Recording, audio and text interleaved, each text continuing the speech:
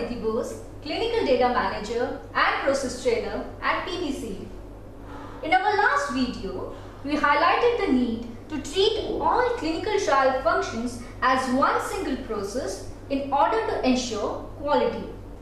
Data management has traditionally been seen as mainly responsible for receipt, collation and cleaning of data as is.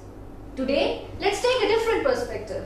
Let's talk about intelligent trial management and how we can increase the scope of the entire data management function to play an integrating role amongst all other study teams, namely clinical operations, biostatistics, medical writing, and so on, in order to create significant cost savings and overall efficiency.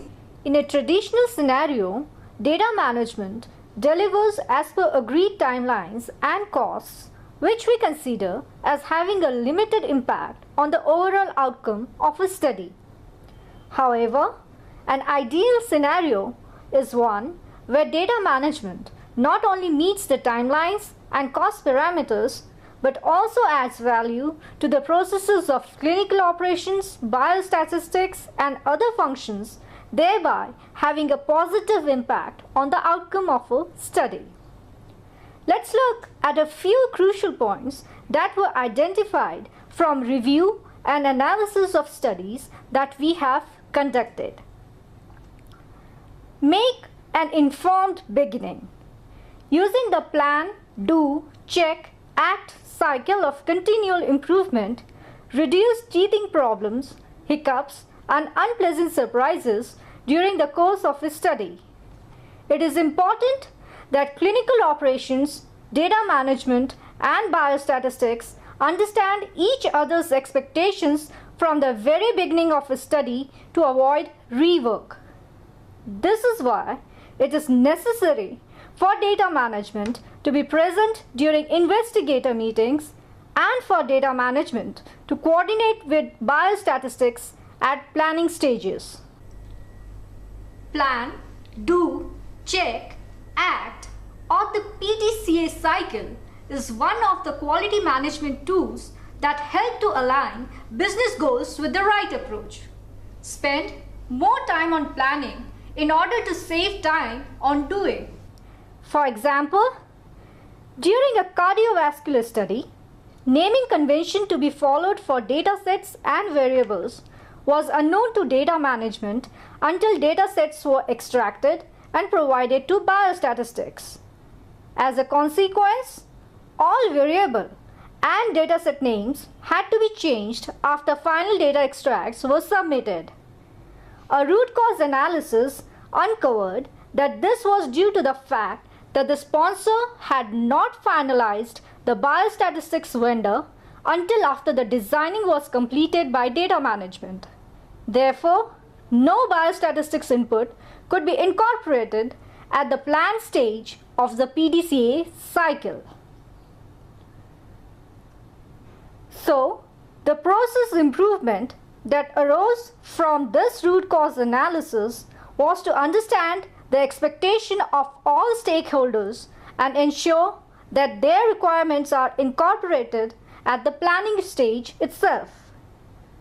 In this specific example, it was important for us to understand the final dataset format required for efficient review and analysis. A good strategy is to incorporate a checklist that helps you review the completeness of your planning. Life beyond edit checks. It is important to remember that edit checks cannot replace human intelligence. Data entry operators and clinical data coordinators have to be alert, attentive, and at all times demonstrate due diligence. This will ensure that any unpredicted data that might slip through edit checks is dealt with immediately.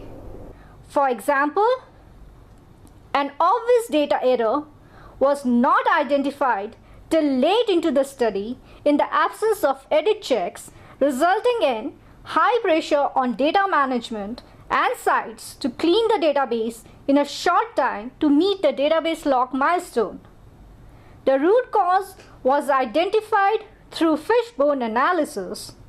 Contributing factors included data entry operators blindly entering implausible data, dependence of clinical data coordinators on edit checks, and QC of particular data fields rather than macro-level QC of collated data that allows identification of errors at a glance.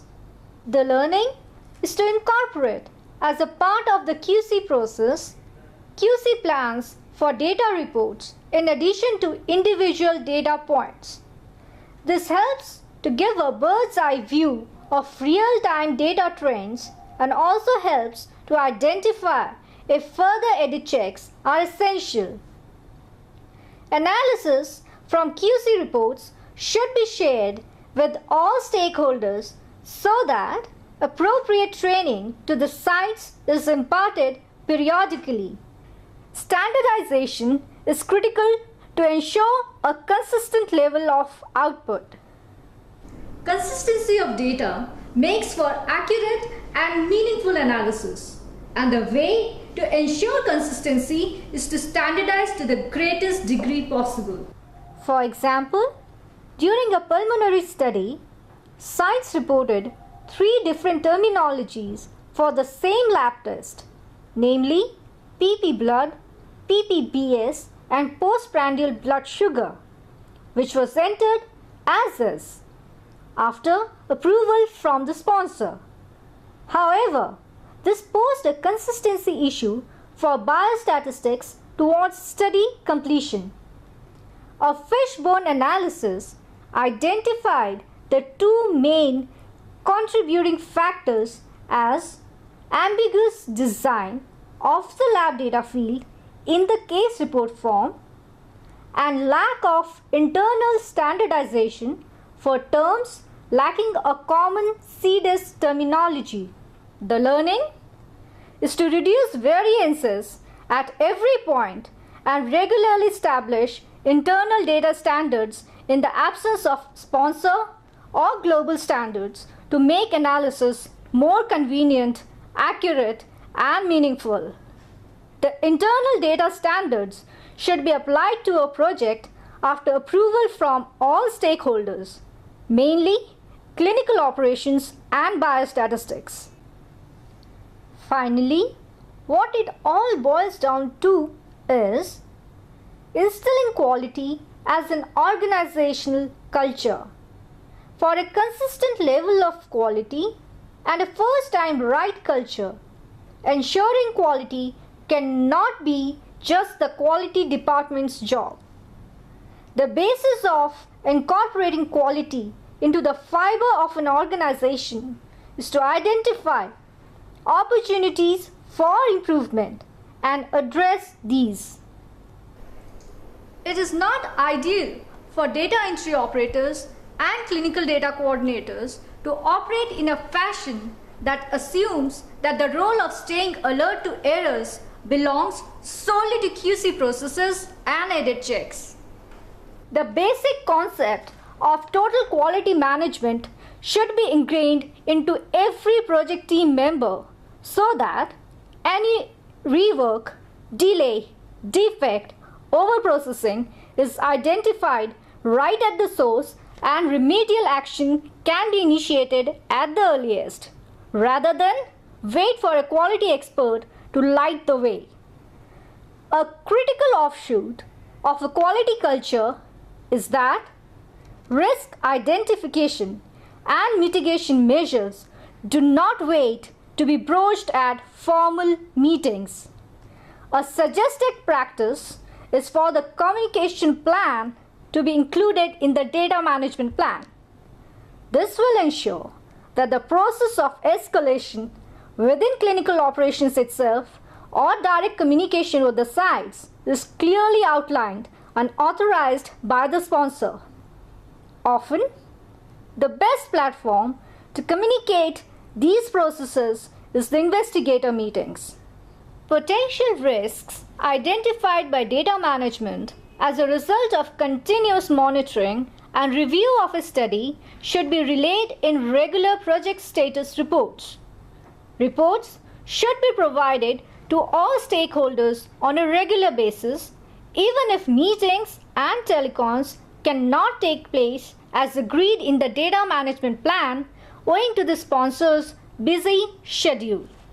Data management is not a passive role.